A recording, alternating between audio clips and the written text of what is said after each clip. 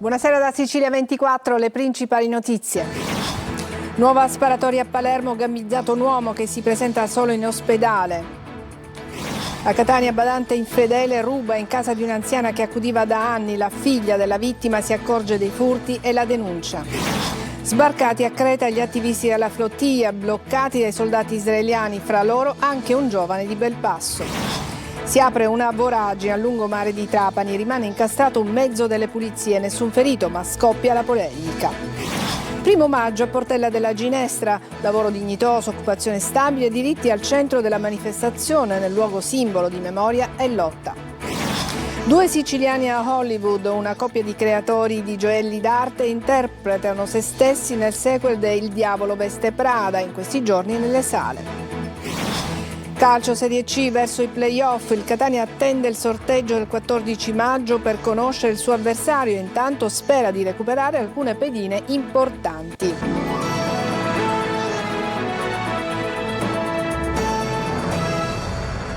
Bentrovati, la cronaca ci porta a Palermo che si conferma una città sempre più violenta. C'è stata una nuova sparatoria, questa volta in via Montalbo. Un uomo è stato ferito ad una gamba. L'episodio potrebbe essere legato ad un altro fatto di sangue avvenuto nelle ore precedenti, sempre a Palermo. Tonino De Mana. E ancora un giallo, la sparatoria avvenuta ieri pomeriggio a Palermo con un uomo di 37 anni, Danilo Dignoti, che si è presentato spontaneamente al pronto soccorso dell'ospedale civico con una ferita d'arma da fuoco alla coscia. Il grave fatto di sangue si è verificato davanti ad una macelleria in via Montalbo nella zona dei cantieri navali. Non è in gravi condizioni. Per ricostruire la dinamica, gli uomini della squadra mobile e quelli della scientifica hanno acquisito le immagini dei sistemi di videosorveglianza della zona e in particolare quelle piazzate davanti ai negozi di via Montalbo. Ho sentito 3 colpi di pistola, sembravano botti di Capodanno, ha riferito una donna che abita nel quartiere. Secondo i primi accertamenti, la sparatoria sarebbe collegata ad un altro episodio violento accaduto la notte precedente, poco distante, in via Don Minzoni, dove sono stati esplosi 30 colpi d'arma da fuoco contro alcune abitazioni ed un'auto. Sempre la scorsa notte, ma non ci sarebbe alcun nesso con gli altri 2 fatti, colpi d'arma da fuoco sono stati sparati allo Zen 2 nella zona di via Pensabene contro un'auto parcheggiata. E adesso a Catania, dove una badante ha rubato in casa di un'anziana, è stata individuata e denunciata alla polizia, era da anni al servizio della donna. Orazio Longo. Da anni accudiva un'anziana come badante, una donna di cui fidarsi, una di famiglia, se non fosse che la donna, incensurata di 46 anni, badava talmente bene all'anziana signora da alleggerirla anche dei preziosi che questa teneva in casa. Le indagini condotte dagli agenti di Borgogna a Catania sono scaturite dalla denuncia presentata dai figli della donna, dopo aver notato nel tempo la mancanza di diversi oggetti custoditi nella casa della loro madre. I poliziotti hanno accertato che la badante, approfittando della fiducia e della libertà di azione che aveva, era riuscita a impossessarsi di svariati beni dell'anziana, tra cui monili in oro e argento, brillanti, orologi, per un valore di diverse migliaia di euro. La badante infedele aveva agito sapendo di potersi muovere nelle stanze dell'appartamento senza particolari difficoltà, lavorando all'interno della casa quotidianamente. In un'occasione, dopo aver sottratto le copie delle chiavi di casa della figlia dell'anziana, era riuscita a intrufolarsi dentro l'abitazione, facendo anche in questo caso razzia di tutto ciò che aveva voluto. Perquisita la casa della badante, è stata ritrovata gran parte dell'area furtiva, nascosta in un comodo della stanza da letto. L'intero bottino è stato recuperato, mentre la badante è stata deferita all'autorità giudiziaria per il reato di furto aggravato. Un insegnante di un istituto comprensivo a Priolo, in provincia di Siracusa, si trova ai domiciliari con l'accusa di maltrattamenti fisici e psicologici nei confronti di minore. Il provvedimento, eseguito dalla polizia, è stato emesso dal GIP di Siracusa su richiesta della procura. L'attività investigativa è scattata dopo alcune segnalazioni su episodi di maltrattamento nei confronti della vittima. A Catania, in via Capopassero, un pusher è stato arrestato mentre stava spacciando droga davanti ad un condominio. L'uomo, un 54enne pregiudicato catanese, alla vista degli agenti polizia ha gettato via una bustina bianca che aveva in mano e ha cercato rifugio all'interno del palazzo, ma i cani antidroga hanno fiutato l'involucro con cocaina e marijuana. Sbarcati a Creta gli attivisti della flottiglia diretti a Gaza per portare aiuti umanitari sono stati bloccati dall'esercito israeliano, tra loro anche un giovane di Belpasso. Sentiamo Luca Ciliberti. Blitz della Marina israeliana contro la flottiglia a largo di Creta, a 600 miglia dalle coste di Gaza. Intercettate 21 delle 58 imbarcazioni, arrestati 175 attivisti, tra i quali 23 italiani, prima trasferiti su una nave militare, poi sbarcati in Grecia dopo le proteste internazionali. Tra gli italiani a bordo c'era anche un attivista di Belpasso, Dario Alfredo Chiantello. Abbiamo sentito i genitori. Le notizie che abbiamo sono che l'hanno sbarcato a Creta. E li hanno imbarcati su 4 autobus di tutti, il resto non sappiamo niente, abbiamo parlato col consolato, ci hanno detto solo questo. Ma voi con lui vi siete sentiti? No, io mi sono sentito davanti ieri sera alle 10, dopodiché alle 4 di mattina, perché ho guardato sempre i messaggi, non rispondeva più. Cioè, ho capito già alle 4 di mattina che c'era qualche problema. Per esprimere solidarietà agli attivisti della flottiglia, da nord a sud Italia nel pomeriggio di ieri è partita una mobilitazione spontanea nelle piazze. Pensavamo che potessero, non sconfinare sulle acque internazionali e andare a fare quello che è stato un vero e proprio assalto da pirata, che ha visto il sequestro di 175 attivisti partiti dalle nostre coste pochi giorni fa. Sprofonda il lungomare di Trapani e inghiotte una spazzatrice, illeso il conducente, ma è bufera sui social e non solo. Tonino De Mano. Inghiottito da un'enorme voragine con le spazzole all'aria e incastrato nel cemento. Il 1° maggio a Trapani è un concentrato di stupore e polemiche, con un mezzo della pulizia delle strade finito letteralmente in buca a causa dell'improvviso cedimento di un tratto del Viale delle Sirene, luogo centrale simbolico della città, affacciato sul mare e quotidianamente frequentato da residenti e turisti. Secondo una prima ricostruzione, il cedimento dell'asfalto si è verificato in pochi istanti, sorprendendo l'operatore e la guida del veicolo che, a parte lo spavento, non ha subito però conseguenze fisiche. Un singolare incidente sul lavoro che ha suscitato preoccupazione e curiosità, tanto che per una volta gli obiettivi delle fotocamere sono stati rivolti tutti alla povera spazzatrice e non alle bellezze del litorale trapanese. Oltre all'indignazione via social non mancano le polemiche. Il consigliere comunale d'opposizione Maurizio Miceli parla di vergogna pubblica. Questa non è una buca, ha detto, ma il simbolo del fallimento di chi governa. Poteva esserci chiunque, un passante, un bambino. Oggi è andata bene, ma domani? Miceli rincara la dose e chiede le dimissioni del sindaco Tranchida. Per la cronaca sembra che la voragine sia stata causata dall'erosione. Da qui la necessità di un monitoraggio di tutto il lungomare. Lavoro dignitoso, occupazione stabile, diritti, temi al centro della manifestazione del 1° maggio dei sindacati e della politica che si sono dati appuntamento a Portella della Ginestra. Luca Ciliberti. Di lavoro si muore ed è questo il messaggio chiaro che arriva anche quest'anno da Portella della Ginestra, nuovo simbolo scelto dai sindacati e dalla politica per celebrare la festa dei lavoratori e commemorare le 11 vittime della strage del 1° maggio del 1947. Anche oggi, il 1° maggio, ci tocca registrare l'inerzia di questo governo. Nell'ultimo decreto che hanno sbandierato come un decreto per la festa dei lavoratori non c'è nulla per i morti di lavoro, ma soprattutto non c'è nulla per le vittime di lavoro. Anche quest'anno festeggiamo la festa del lavoro qua a Portella della Ginestra, con la Sicilia purtroppo fanalino di coda in tutte le classifiche, nelle classifiche dell'occupazione, nelle classifiche della carenza di ispettori del lavoro, nell'occupazione femminile che continua a essere tra le più basse d'Europa. In mattinata nel cimitero di Piana degli Albanesi è stata deposta una corona di fiori. Subito dopo lavoratori, cittadini e amministratori locali si sono radunati davanti alla Casa del Popolo di Piana degli Albanesi, da dove è partito il corteo. Essere qui in una terra che ha grande bisogno di politiche per lo sviluppo, la crescita, ma anche per un lavoro che consenta soprattutto alle giovani generazioni il diritto a restare, è un impegno che vede il Partito Democratico in prima linea. I numeri del lavoro inchiodano la Sicilia, sono 16 morti dall'inizio dell'anno, dilaga il lavoro nero e i salari da fame. Il 34% dei lavoratori siciliani, secondo i dati della CGIL, non supera i 10.000 euro lordi l'anno. Siamo qui soprattutto per rivendicare che si rimetta al centro dell'agenda politica del Paese il tema del lavoro, il tema della sua qualità e il tema della sua dignità. E poi le piaghe, disoccupazione al 50%, la precarietà, il gap di genere e la fuga dei giovani, tutti i fattori che impoveriscono e continuano a svuotare l'isola. Ed è stato un 1° maggio segnato a Catania dal tempo incerto, che però non ha scoraggiato i catanesi che hanno preso d'assalto il boschetto della Playa. Emanuela Corsi. Sicilia. È un 1° maggio che sa di autunno a Catania, dove il cielo nuvoloso e il calo delle temperature hanno modificato i programmi di tanti catanesi in questo giorno di festa. Un po' ci ha deluso sinceramente, perché la zona era Marzamemi che volevamo andare, solo ci accontentiamo di Catania. Se c'è una bella giornata facciamo il bagno sicuramente.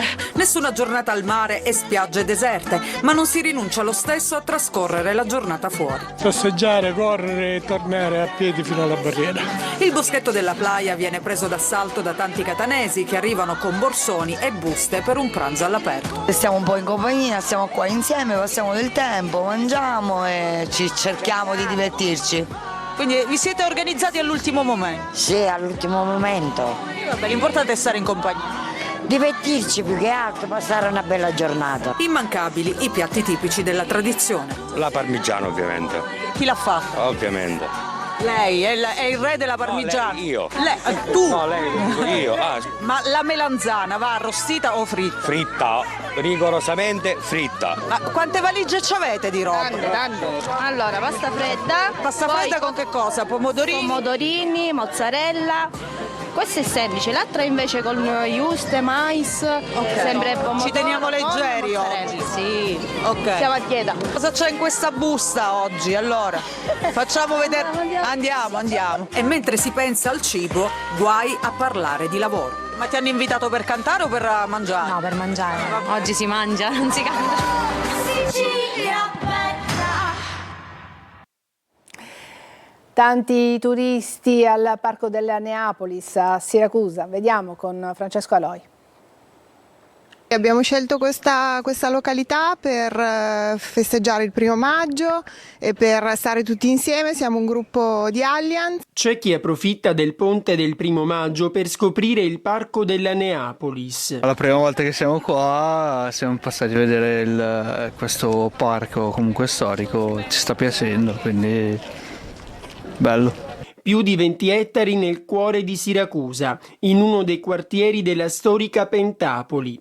L'occhio dei turisti cade qui, sul Teatro Greco, già pronto per l'inizio delle rappresentazioni classiche. Purtroppo tanti turisti restano delusi perché il teatro è in parte coperto di legno per farlo più comodo ai spettatori. Mi piacerebbe tantissimo e adesso probabilmente lo faremo per notare, per ritornare e vedere magari l'Iliade, chi lo sa. Il 1° maggio non è come il 25 aprile, almeno dal punto di vista meteo.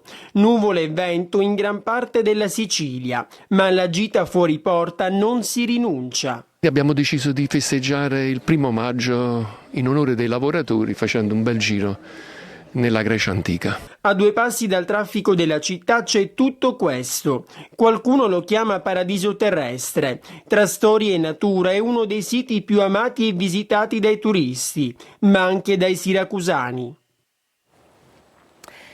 Palermitani e turisti sono riversati a Palermo nella spiaggia di Mondello che sta vivendo un clima di incertezza. Malio Iola. 1° maggio, prima giornata dedicata al mare per i palermitani che storicamente scelgono di trascorrere questo genere di feste fra Pasquetta, 25 aprile e appunto 1° maggio con scampagnate al mare. Da quando è in vigore il divieto di picnic nel Parco della Favorita, la destinazione preferita dei palermitani che non si avventurano in una gita fuori porta quasi sempre condita da lunghe code in autostrada è proprio la spiaggia di Mondello. E così è anche oggi con migliaia di palermitani e di turisti di cui la città è piena, riversatisi sul lungomare e in spiaggia. Ma stavolta, dopo ben 116 anni, Mondello è sprovvista di servizi. La società immobiliare italo-belga che li gestiva da oltre un secolo è stata estromessa con un provvedimento della regione che attualmente è sospeso per decisione del CGA, ma pur potendo nessuno inizierà a montare lidi e servizi veri fino a quando la giustizia amministrativa non si pronuncerà definitivamente il prossimo 14 maggio. In questo clima di polemica e di incertezza è scattato da oggi il nuovo piano del comune per la spiaggia e per l'intera borgata. Una novità assoluta, visto che l'amministrazione non ha mai dovuto occuparsi di tutto ciò, essendo l'intera area sabbiosa nella responsabilità della italo-belga. Così quella di oggi è una giornata di test. Nuove boe poste in mare, nuova segnaletica lungo la passeggiata che costeggia la spiaggia, ma ancora nessun servizio di salvataggio. Servizio straordinario di polizia e pattuglie di municipale per l'ordine pubblico, attendendo di capire cosa accadrà da giugno. Adesso una breve pausa, tra poco.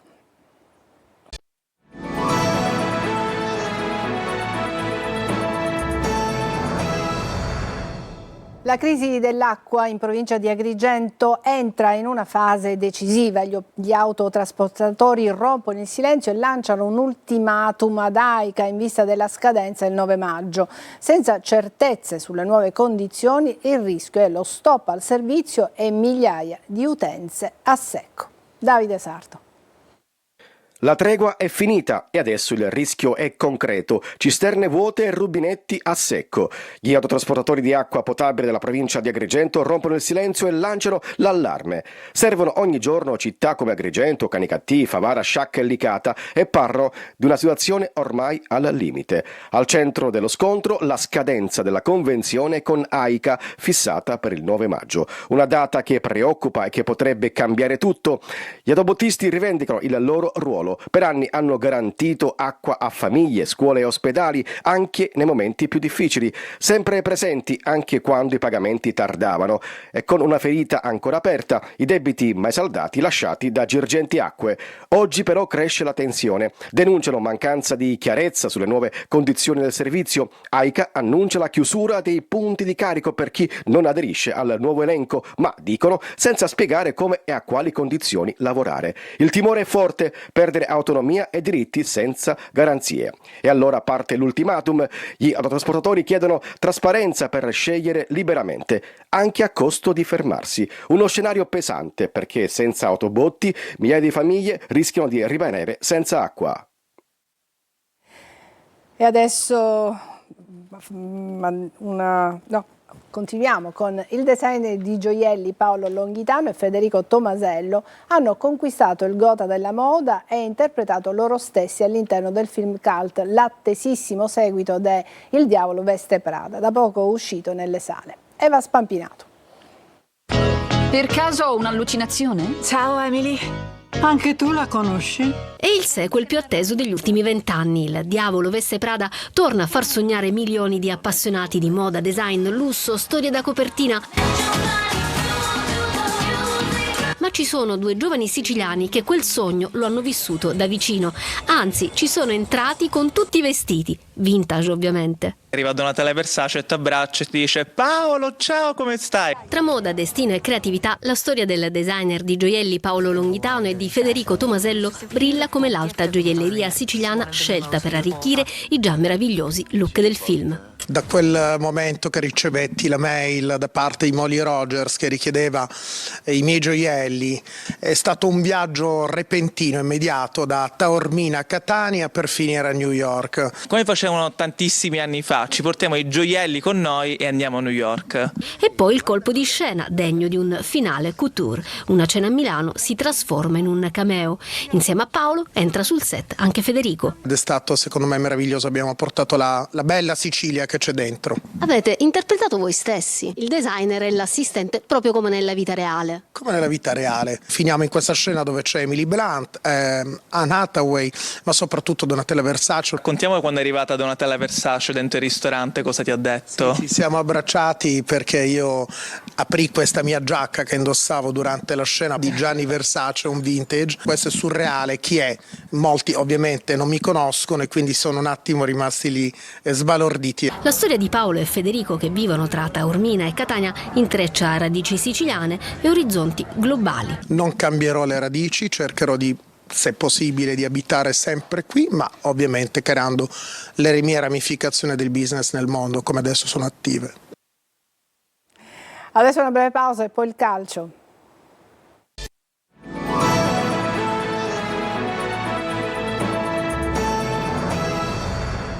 Ed eccoci al calcio in Serie B. Il Palermo ha chiuso il campionato al Barbera con una vittoria in rimonta, ha battuto 3-2 il Catanzaro. Nell'ultima gara casalinga della stagione regolare la squadra di Pippo Inzaghi ottiene così altri 3 punti. Andiamo adesso in Serie C verso i play-off. Il Catania attende il sorteggio del 14 maggio per conoscere il suo avversario e intanto spera di recuperare alcune pedine importanti. Tonino De Mana.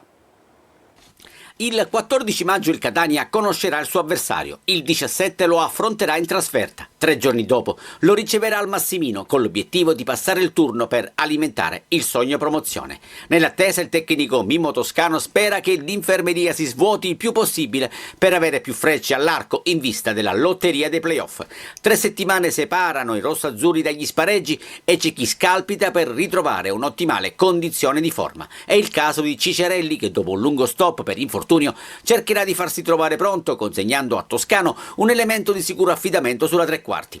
Un altro giocatore da recuperare è sicuramente Casasola, fermo ai box per un problema al bicipite femorale. L'argentino sta lavorando con cautela, seguito dallo staff medico, e il suo ritorno, l'obiettivo è il 20 maggio, sarà fondamentale per dare dinamismo alle fasce. Sulla via del pieno recupero sono invece Donnarumma e Miceli, che hanno saltato la trasferta di Caravaggio contro l'Atalanta Under 23 solo per precauzione. Tempi più lunghi per Corbari, atteso in campo per le eventuali semifinali, e Rolfini, quest'ultimo in fase di lenta ripresa. Da valutare infine le condizioni di Lunetta, jolly prezioso e capace di mettere a referto ben 9 reti. Il Catania, secondo in classifica, come detto, inizierà dal secondo turno della fase nazionale. Da testa di serie la squadra etnea non potrà affrontare le seconde classificate degli altri gironi, Union Brescia e Ascoli, né la migliore terza, il Ravenna, se supererà il primo turno nazionale, in alternativa Salernitana e Renate. Per approdare in semifinale basteranno 2 pareggi o una vittoria ed una sconfitta con identica differenza reti, visto che il Catania potrà contare sull'indubbio vantaggio del miglior piazzamento nella stagione regolare.